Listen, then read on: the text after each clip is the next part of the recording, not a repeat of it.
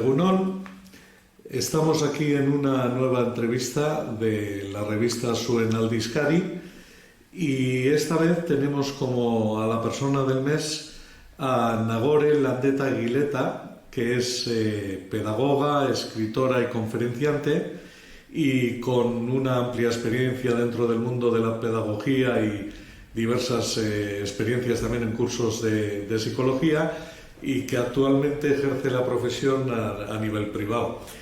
Egunon, Nagore. Egunon, Joseba. Bueno, pues vamos a empezar, si te parece, con la entrevista. Como sabes, hay 4 preguntas comunes a todas las personas entrevistadas sobre el tema que más le compete a Zuen Alde y empezamos con la primera. ¿Cuál es tu opinión sobre la mediación como método alternativo de resolución de conflictos? Bueno, yo creo que la mediación es esencial y necesaria en cualquier punto donde haya un conflicto. Me parece básico a la hora de poder solucionarlo que haya esa parte mediadora y creo que es esencial, como te decía, pues por todas las ventajas que se pueden llevar a cabo, ¿no?, a la hora de poder resolver ese conflicto. ¿Y dónde crees que nos encontramos al respecto de la igualdad de género en la actualidad? Bueno, creo que vamos avanzando mucho y que con los años se va avanzando cada vez más, pero también considero que es importante seguir trabajando mucho en este aspecto para que sigamos dando pasos y sigamos llegando a esa igualdad a largo plazo en un futuro, espero y confío que cada vez más cercano. ¿Cuáles consideras que pueden ser los pros y los contras, si los hubiere, en el tema de la multiculturalidad? Bueno, los pros, yo creo que en un principio el que haya esta multiculturalidad hace que aprendamos culturas, tradiciones, formas de ser distintas de otros países, de otras personas. Y me parece importante para uno mismo, para el aprendizaje de uno mismo y para también aprender a convivir en esa convivencia social para que todos, ¿no?, pues hablemos de una igualdad, de un respeto, me parece esencial. Los contras, pues que creo que, que también hay que saber filtrar un poquito todo aquello que viene de fuera y luego saber trabajarlo y regularizarlo, para que esa convivencia social sea lo más positiva posible, lo más feliz posible, ¿no? ¿Crees, Nagore, que el obtener un empleo digno puede ser la solución o una parte muy importante de la solución en el tema de la exclusión social?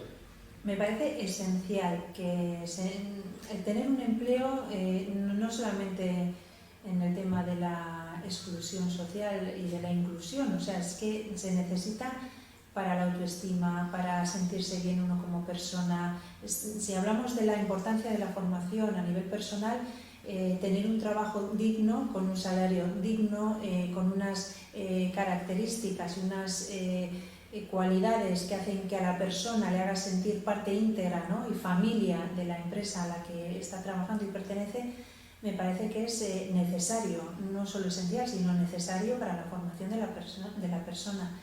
Y creo que todos tendríamos que tener esa oportunidad de poder llevar a cabo, el desarrollar nuestra pasión a través de ese trabajo digno.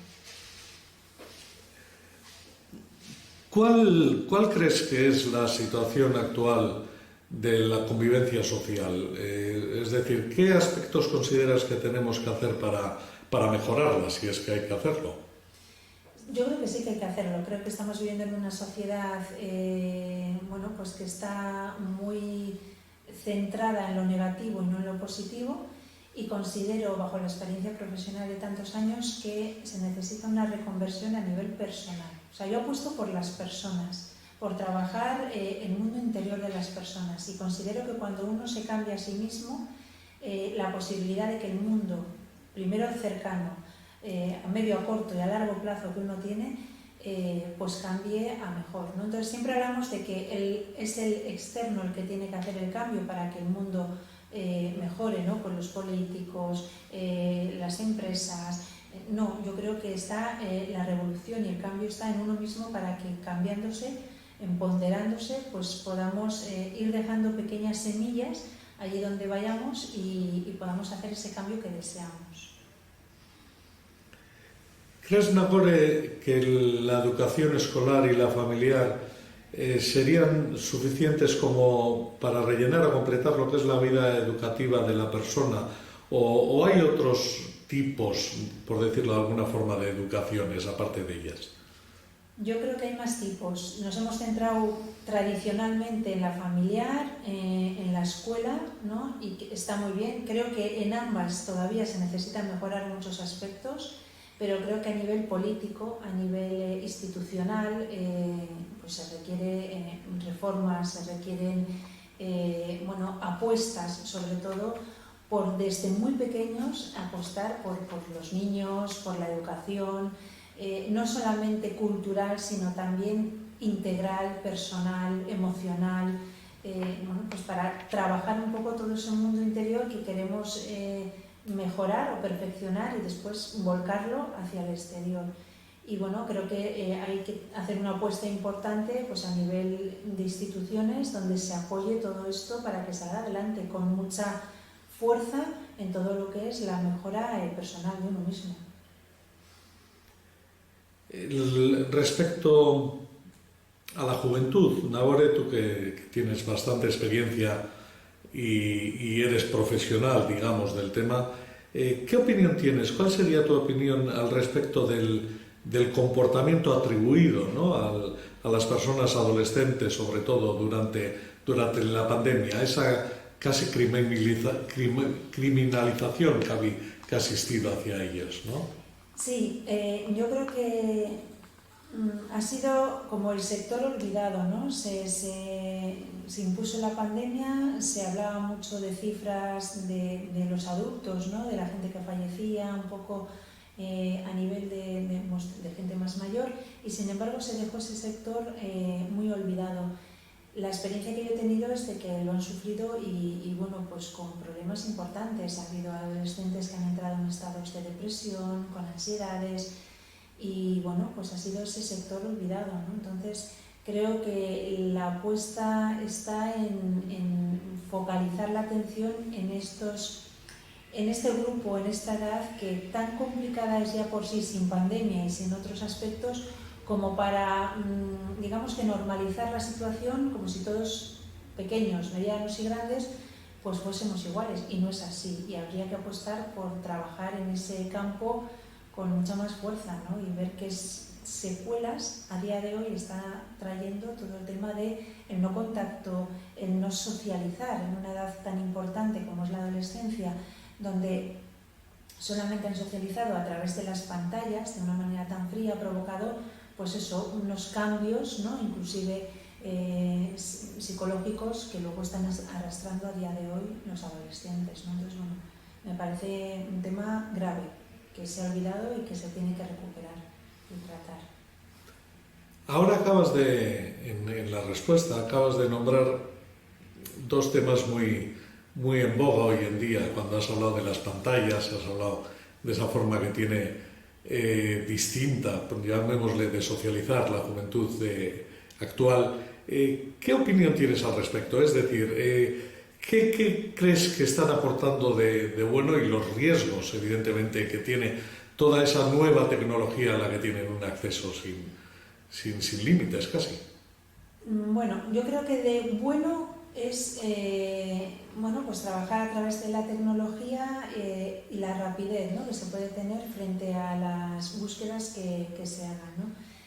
Yo no soy muy partidaria de todas estas nuevas tecnologías a la hora de estudiar. No soy partidaria de estudiar con la tablet ni con el ordenador. Yo confío y pienso que es mucho más educativo y mucho más pedagógico trabajar con papel, con boli, con lápiz, por muchas ventajas. Primero, pues porque todos hemos comprobado que incluso los adultos, no solo los niños, cuanto más tiempo estamos frente a un ordenador, tenemos, por ejemplo, sequedad en los ojos, cargazón de cabeza. Bueno, al final lo que estamos consiguiendo es perjudicarnos, ¿no?, de alguna manera nuestra salud. Hablo de salud física, ¿no?, pero luego también la salud mental, ¿no? Nos cargamos más mentalmente. nos dispersamos más, y ya de por sí cuando uno es niño pues tiende a tener esa dispersión en alza, y bueno, pues esta no ayuda. Tampoco ayuda el que yo esté trabajando con una tablet y tenga otras aplicaciones y me invadan mensajes de WhatsApp, me invadan vídeos de YouTube, noticias de que está jugando, por ejemplo, mi equipo de fútbol favorito, una llamada que entra. Son dispersores que al final lo que están haciendo es no ayudarme a trabajar la concentración, el hábito de estudio, ¿no? Con lo cual mi experiencia y la experiencia que tengo cercana de padres me invita a que no es un buen sistema a la hora de aprender, no es un sistema eficaz de aprendizaje. Y soy más de trabajar con papel, con lápiz, en el sentido de trabajar la memoria a corto plazo, la memoria fotográfica, donde yo mientras estoy escribiendo estoy estudiando y estoy reteniendo, donde utilizo distintos colores para que me llame la atención y cierre los ojos y en un momento determinado en el examen me acuerde de que aquella parte que apunté en rojo es importante. Claro, todo esto lo que hace es que en el ordenador pierda tiempo, en la tablet pierda tiempo, porque hasta que aprendo a manejar todo esto me lleva, digamos que un aprendizaje. Sin embargo, con el lápiz, con el papel, con la goma de toda la vida, lo que consigo es borrar, quitar, poner, y mientras tanto estoy haciendo un aprendizaje, ¿no? No soy, como te digo, muy amiga de estas tecnologías. Creo que se han introducido de manera obligatoria, sin una prevención, sin una formación tanto a los alumnos como al profesorado de todas las consecuencias que pueden tener. Sí que es ventajoso en algunos aspectos, nos ahorra tiempo, por ejemplo, la máquina de escribir antigua frente a un Word, pues nos ahorra mucho tiempo, pero todo con medida y con formación para saber cómo hay que hacer las cosas. Siguiendo un poquito con la juventud y para acabar con ella, yendo a juventudes desde muy temprana edad, tengo la sensación de que hace unos 30 o 40 años lo que era considerado como el típico matón de clase, que pues se convertía en el líder, ¿no? Y era incluso el que gustaba más a las chicas de clase. En cambio, hoy en día parece que es una persona a la que en cierta manera se la arrincona, ¿no? Y sobre la que no se demuestran unas especiales simpatías, ¿no? ¿Atribuyes este fenómeno a todo el trabajo pedagógico que se ha realizado y se sigue realizando, por ejemplo, con el bullying, o crees que son aspectos meramente generacionales? No, yo creo que hay un trabajo detrás, hay un trabajo formativo en las escuelas donde se le ha hecho, digamos que mucha presión a esa figura de líder que siempre ha existido. Con el paso de los años, digamos que generacionalmente igual la forma en determinados aspectos ha sido mucho más brutal, ¿no?, que años atrás, pero bueno, también años atrás existía la ley del silencio, con lo cual no se ha hecho tan pública cada uno de los aspectos o de las personas que han sufrido ese bullying. Yo creo que detrás hay un trabajo pedagógico, hay un trabajo bueno, pues en donde las escuelas están haciendo a través de pequeñas gotitas de inteligencia emocional bueno, pues dar esa importancia a validarse como ser humano y a aprender a respetar y a respetarse. Eso no quita que siga existiendo y desgraciadamente es así, pero también es cierto que hay detrás una apuesta por el respeto hacia la persona humana. Entonces me parece esencial y sobre todo loable el que bueno, pues, se lleve a cabo todo este sistema para que dentro de un aula, que es una microsociedad, todos sean iguales y que aprendan a convivir, porque luego al final salen a la calle y esa convivencia va a ser, digamos que su base para ser felices, y la escuela va a ser como la base para aprender a convivir cuando salgan del colegio. Disculpa, Nagore.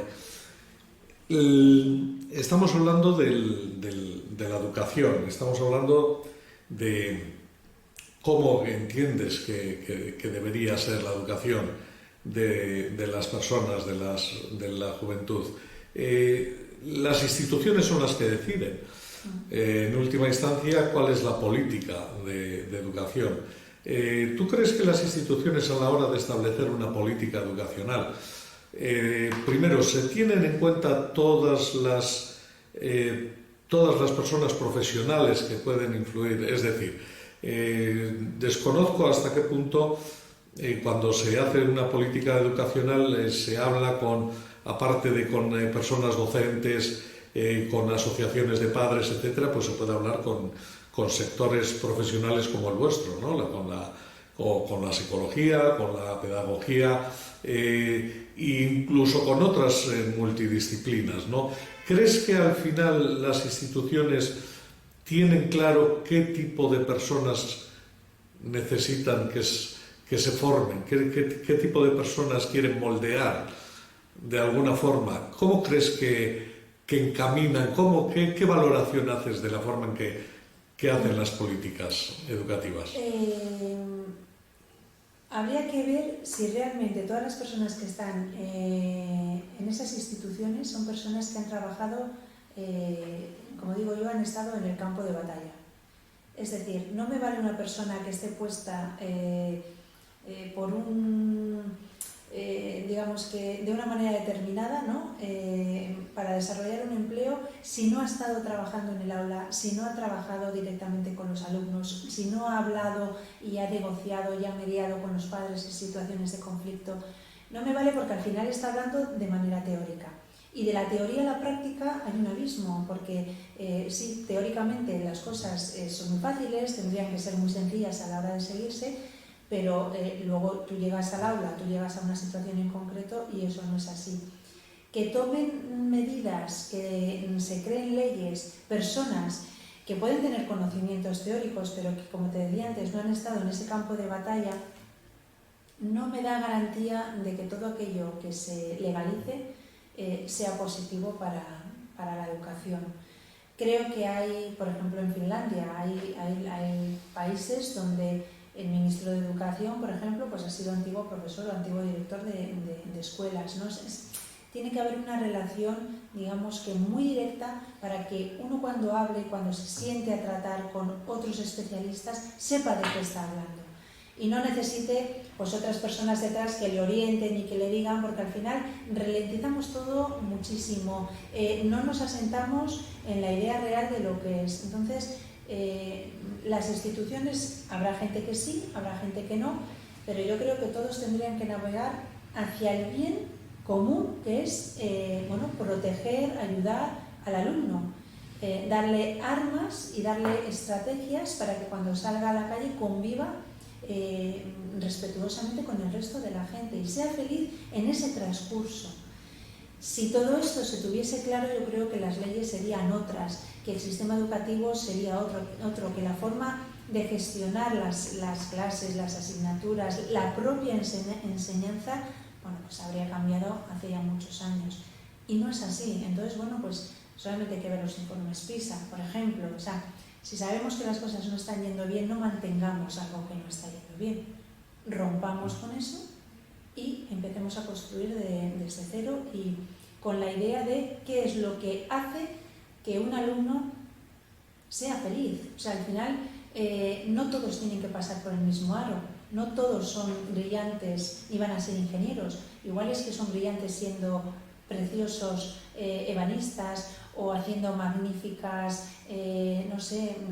curas a animales, o son personas muy bondadosas que pueden trabajar con una persona en un geriátrico. ¿Por qué todo tiene que ser cuántos ríos hay en España, cuántos montes y qué pasó o quién descubrió América? Que está muy bien y es necesaria esa cultura, pero todos nacemos con unas capacidades, con unos dones que la escuela a veces corta creatividad, corta ilusiones, corta alas, porque todos tienen que pasar por el mismo aro. Y eso al final las instituciones no son conscientes, generalizan, crean leyes para todos. Y es que todos somos distintos. Entonces vamos a pensar un poco en esa diversidad, en esa comunidad en donde hay una variedad y ahí está la riqueza, y vamos a poner leyes que ayuden a que cada persona, independientemente de cómo sea feliz a lo largo de su vida mientras está trabajando, ¿no? Que es a lo que se dedica durante ella. Continuando un poco con el tema no tanto político, pero sí institucional, ¿consideras pendiente un debate en esta sociedad, un debate institucional sobre la situación que están teniendo las personas como tal en esta sociedad, sobre esa convivencia entre las personas? Sí, lo considero necesario. Creo que vivimos una crisis existencial importante, post-pandemia todavía muchísimo más importante. Han aumentado mucho los suicidios en las personas adultas, en los adolescentes de una manera exagerada. Estamos viendo que las consultas psiquiátricas aumentaron un 70% tras la pandemia y durante la pandemia, pues para poder gestionar esa soledad, esa falta de cercanía, de poderse comunicar y poder ver a los seres queridos, ¿no? Cuando han estado en otras, incluso en otras casas cercanas, pero que no se podía por limitación, por ejemplo, de municipios acercarse, pues de los abuelos a los nietos, de los hijos que estaban fuera a los padres. Me parece que hay que sentarse y hay que empezar a trabajar un poco todo esto por la necesidad tan importante de ver qué es lo que está pasando en esta sociedad para que cada vez que pongamos la tele haya muchas más noticias negativas que positivas. Y cada vez los índices de criminalidad están aumentando, los casos son cada vez de mayor violencia. Entonces, institucionalmente, ¿qué es lo que podemos hacer para frenar todo esto y para que la sociedad sea mucho más sana y no esté tan enferma como está? Acabas de mencionar ahora en la televisión, antes hemos hablado respecto a la juventud de las nuevas tecnologías. ¿Crees que un debe de estas nuevas tecnologías y de los medios generales de comunicación, de la mass media, es precisamente el tratar este tipo de aspectos sociales y el enfocar más a la sociedad hacia esa convivencia social que todos los aspectos, digamos, más banales y más que se tratan en esos medios? Sí, yo creo que ha cambiado un poco el objetivo, ¿no? Ahora lo que prioriza es todo lo visual, a través de distintas plataformas que hace como una postventa, ¿no? O una preventa en muchos casos de esa imagen que uno tiene, pues a través de esas plataformas donde vivir cara al exterior es lo que más gusta, lo que más se lleva, lo que es la moda, y nos estamos olvidando de esa convivencia social que empieza en la familia, o sea, empieza con tu pareja, con tus padres, con tus hijos, ¿no? Que ya es una microsociedad y se le está dando mucha importancia al exterior y no cultivar el interior, es decir, lo que yo tengo en casa, cómo lo puedo mejorar y valorarlo y priorizar. O sea, no es más importante en una cena, en una comida, estar con el móvil, sino valorar que estoy con mi familia, mis padres, con mis amigos, en ese momento o con mi pareja, porque la vida da muchas vueltas que igual no están. Entonces, las pantallas no sustituyen jamás, ni deberían de sustituir jamás una buena conversación, un abrazo, un beso, una necesidad de tener un problema y tener con quién hablarlo, ¿no? Y yo creo que eso socialmente se está olvidando, se está priorizando mucho más en el mundo digital y no en el mundo personal. Y así nos van las cosas. Al final, ahí están las consultas, como te decía antes, llenas de casos en donde la salud mental está en declive y hace que, que estén llenas, ¿no? Desgraciadamente. Bien, ya lamentablemente para ir terminando, Nagore, antes en una de tus respuestas has hablado de la inteligencia emocional. ¿Qué cabida, qué puesto, cómo sitúas la inteligencia emocional en la actualidad? Bueno, la sitúo en un porcentaje pequeño, desgraciadamente. Creo que cada vez va en aumento, pero desgraciadamente me gustaría que fuese cada vez, y esto sí con más rapidez, a mayores, ¿no? Creo que poquito a poco, como te decía en un principio, se van dando a gotitas dentro de la escuela.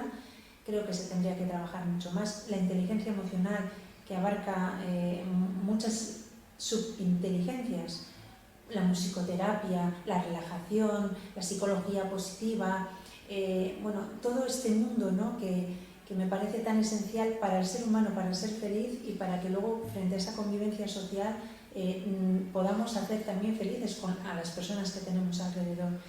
Creo que se necesita dedicarle mucho más tiempo, pero ya no, como te decía antes, cara al exterior, sino empezar por uno mismo, o sea, darse cuenta de que si yo me trabajo la empatía, voy a ser más empática con las personas que tengo alrededor. Si trabajo la comprensión hacia mí misma, voy a ser más comprensiva con las personas que conviva. Es una apuesta hacia uno mismo y creo que la clave en todo está en esa priorización. No priorizamos. Hay gente que pasa por la vida y no sabe qué es lo importante y subsiste o bueno, está ahí un poco como según a bandadas, ¿no? Y no se para a pensar en qué puedo hacer yo para ser más feliz. Ya no hablo de hacer más felices a los demás, que indirectamente si uno es muy feliz lo va a hacer a los demás, sino qué es lo que yo puedo hacer para ser más feliz, ¿no? Y ahí está en esa luz el decir, voy a apostar por mí a través de cursos, a través de formación, a través de prevención. Todo lo que sea apostar por uno mismo en positivo va a repercutir a la convivencia y a la sociedad. Entonces creo que es muy necesario y tendría que ser inclusive en las escuelas a nivel curricular, ser asignatura bueno, pues importante, como puede ser unas matemáticas, un inglés, un lenguaje, ¿no? Que son asignaturas troncales. Pues inteligencia emocional tendría que ser otra, porque al final la cultura se queda ahí, pero cuando yo tengo un conflicto o yo tengo una tristeza o cuando tengo un estado, pues no sé, de ansiedad, si no me enseñan a detectarlo y a saber cómo gestionarlo, pues me puede llevar a, pues bueno, a estar medicada o a que mi vida sea muy gris, ¿no? Entonces creo que no ese es el fin de la vida, no venimos aquí para trabajar y para sufrir, sino venimos para disfrutar y para ser felices. Bueno, pues si tenemos las herramientas, apostemos por ellas y por nosotros, ¿no? Pues muy bien, ahora vamos a dar fin a la entrevista, no sin antes comentar que esperemos quizás en un futuro cercano a corto plazo, pues hacer quizás una nueva entrevista o una nueva serie. Para terminar, no sé, ¿hay alguna cosita o así que querrías comentar? Sí, quería darte personalmente las gracias, decir que estoy muy agradecida a Suenalde por esta, bueno, preciosa oportunidad, que contéis conmigo todo lo que queráis y que, bueno, pues os deseo muchísimos éxitos. Y nada, a seguir haciendo cosas tan bonitas y que ojalá que haya más gente, pues como en este caso, bueno, pues como Joseba y toda la gente que participa en Suenalde, pues que apueste por el corazón y por mejorar a las personas y ayudar a esta convivencia que tan necesaria es y que me parece tan importante. Así que, Soriona, muchas felicidades y nada, a por ello y a seguir creciendo. Y Mila esker, muchas gracias. Bueno, muchísimas gracias a ti, Nagore, de verdad. Así lo intentaremos. Eskerrik asko. Soy